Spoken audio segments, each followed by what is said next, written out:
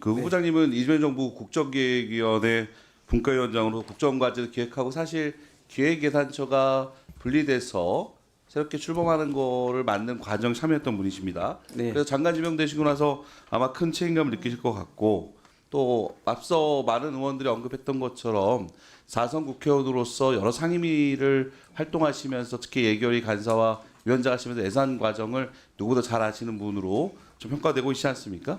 그런 과정 속에서 되게 책임이 크고 포부도 있으실 것 같은데 오늘 제가 우리 후보자님 모두 발언을 들으면서 이 부분은 정말 강조하고 싶어 제가 질의를 준비했는데 그 말이 요약되어 있는 것 같아서 한번 반복해서 읽어보겠습니다.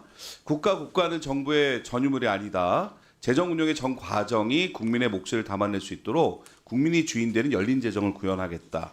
그런 과정 속에서 국민의 혈세가 어디서 어떻게 쓰이는지 누구나 알 수 있도록 편성부터 집행, 성과평가에 이르는 전 과정을 투명하고 공개하여서 재정민주주의 기틀을 확고하겠다고 하셨습니다. 여기에 대한 어떤 계획 있으면 좀 말씀해 주시겠습니까? 예, 재정 개혁의 부분하고 재정 민주주의 거기는 재정 민주주의도 같이 포함되지 않겠습니까? 네. 그 재정 개혁 부분은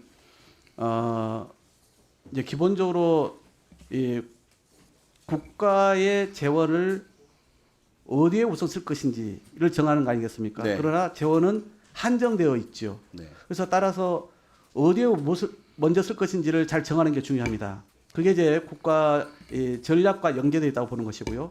그다음에 재원이 한정되어 있다 보니까 그것은 결국은 세수의 기반을 확충하는 것을 한편으로 하면서도 또 한편에서는 있는 재원을 어떻게 하면은 제대로 평가해서 소위 지출 구조 조정을 과감하게 할 거냐 이런 부분 아니겠습니까? 맞습니다. 그래서 이 부분이 함께 가져야 되는 것이다 이렇게 보여지고요.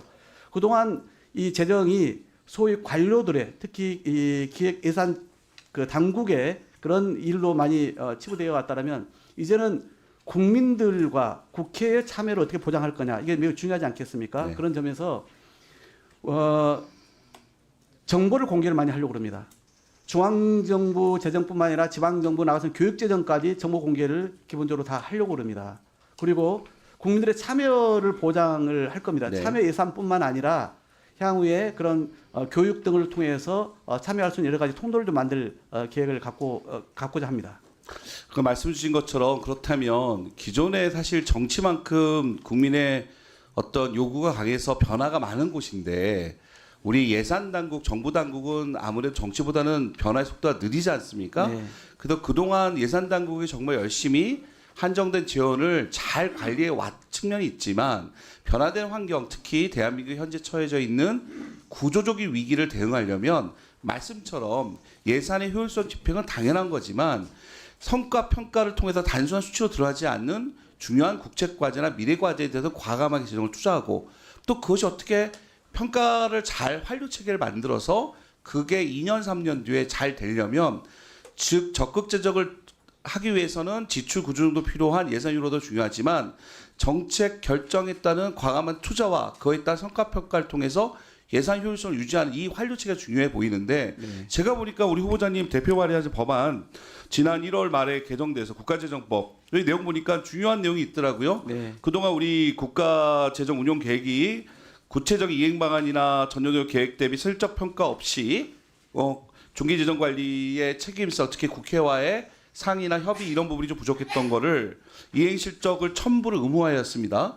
이런 걸 통해서 제가 보기에는 우리 기획예산처도 예산 당국도 과거의 어떤 너무 효율성과 속도 또는 가장 본인의 책임성을 너무 과하게 생각하다 보니까 국회 또 국민과의 협의 또는 정보 공개에 조금 부족했는데 이런 부분에서 좀 더 단계적이지만 효과적인 계획을 갖고 열린 재정 반드시 이뤄주길 바라고요. 네네. 저는 그 모두 발언에서 우리 후보자의 다짐을 한번 느낀 게 마지막에 있었던 책상 위의 데이터보다 새벽 시장 상인의 거친 손마디와 청년들의 불안한 눈빛에 더 민감하게 반응하겠다. 저 이 말 중에 가장 나온 게 현재 현안. 상인들은 결국은 우리가 온라인 플랫폼 커머스를 통해서 정말 폐업하는 기업들이 많고 소상공인이 많고 청년들은 지금 대기업 공채가 한 기업 빼고 다 사라졌고 특히 엔지니어 중심으로 AI 대전환 때문에 일자리가 너무나 줄어들고 있지 않습니까? 그런 부분에 대해서 준비를 좀 많이 하셔야 될 것 같은데 잠깐 일자리 관련된 PPT 한번 띄워주시겠습니까? 뭐 너무 잘 아시는 내용이겠지만 이 PPT 보시면 미국 지금 AI 전환 저희보다 먼저 겪고 있는 나라인데 업무 효율화가 진행되면서 IT 기술직 고급 인력 분야의 해고가 이루어지고 있습니다. 그래서 구글 연구조직 구글X의 최고 사업 책임자를 지낸 모 가넷이 이렇게 얘기해요. 향후 10년 이내 대부분의 지식 노동의 AI로 대체할 수 있으며 단기간 내 대규모 실업과 사회적 격변 가능성이 있다. 다음 페이지요. 우리나라에서 그래서 산업연구원이 작년 말 12월에 AI 디지털 전환에 따른 고용 영향 사전평가 보고서 발표했습니다. 이 보고서 따르면 정말 절망적입니다. 2030년까지 약 10만 명 수준의 고용 감소가 이루어지고 IT 산업 핵심 분야인 소프트웨어 개발업에서만 3만 명이 일자리 감소합니다. 이거에 직접적 타격을 받는 사람들이 사실은 청년층이라고 보거든요. 그래서 이런 부분에 대해서 아까 말씀처럼 재정을 아끼고 지출 구조조정을 하되 이걸 어떻게 국책도 필요한 과제를 담을 건가에 대해서는 그동안 예산 당국이 한 4, 50년 동안 갖고 왔던 시스템하고 현재 국회와 협의나 국민과 열리정하는 새로운 변화를 단계로 잘 조정해야 되는데 요거에 대한 기획예산처 지금 임기훈 차관님 주제로 지출구조조정 TF는 있다고 하거든요. 그럼 물론 그게 마무리되면 그다음 이러한 국가전력 어떻게 몰빵할 수 있는 성과평가 체제에 대해서도 기획예산처 차원에서의 어떤 계획과 준비가 필요해 보이는데 여기에 대해서 한 말씀 해주십시오. 우선 성과평가 관련해서 말씀을 드리면 그동안은 각 부처의 자율평가 방식이었습니다. 그것을 다음에 이 재정당국이 확인하고 점검하는 시스템을 거치다 보니까 각 부처가 자율이긴 합니다만 그 맹점이 객관성, 신뢰성이 좀 떨어졌습니다. 그리고 환류체계가 잘 안 된 것이죠. 그래서 이번에 시스템을 어떻게 바꿔나가냐면 이것을 통합평가로 바꿔나갑니다. 달리 말씀드리면은 아예 평가 과정에서 각 부처에 추천한 전문가까지 해서 또 그 평가 사업도 대상도 확 넓혀가지고 이 평가를 합니다. 평가의 과정도 이 두 번, 세 단계에 걸쳐서 평가를 하고 평가 결과가 바로 예산에 반영되는 시스템으로 이렇게 등급을 나눠서 평가 결과를 만들어냅니다. 그래서 각 부처의 그런 생각은 충분히 반영하되 평가의 결과가 제대로 향후 예산 구조에 직결되는 이렇게 좀 이 통합평가 체계로 전면적으로 좀 바뀌어 나가고 있다 이 말씀 드리겠고 그로 인해서 확보된 이 재정 여력을 말씀하신 일자리를 포함해서 우리 대한민국이 안고 있는 이 5대 구조적 위기에 전면적으로 투입하겠다라는 것이고요.